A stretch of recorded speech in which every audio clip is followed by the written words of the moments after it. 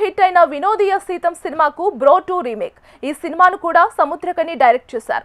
మనిషి జీవితంలో సమయం అనేది ఎంత ప్రాధాన్యమైనది అనే కాన్సెప్ట్ తీసుకొని చాలా ఎమోషనల్ గా సినిమాను తెరకెక్కించాడు దర్శకుడు. సినిమాలో ఉండే ఫ్యామిలీ ఎమోషన్స్ కి తమిళ ఆడియన్స్ బాగా కనెక్ట్ అయ్యారు. కానీ తెలుగులో ఈ సినిమా అంతగా ఆకట్టుకోలేదు అని చెప్పాలి.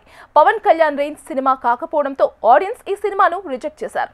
అయితే ఈ సినిమా విడుదల సమయంలోనే సీక్వెల్ కూడా ఉంటుందని చెప్పాడు దర్శకుడు. తాజాగా ఇదే విషయంపై ఆయన క్లారిటీ కూడా ఇచ్చేశాడు. రీసెంట్ గా ఆయన కాంతా సినిమా ట్రైలర్ రిలీజ్ ఈవెంట్ లో పాల్గొన్నాడు.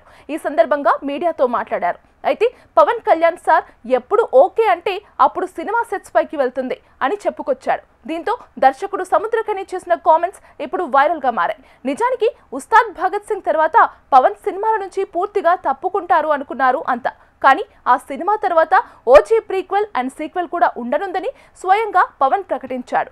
ఇప్పుడు దర్శకుడు సముద్రకని చేసిన కామెంట్స్ చూస్తే బ్రో 2 సినిమా కూడా ఉండే అవకాశం ఉందని క్లియర్ గా అర్థమవుతుంది.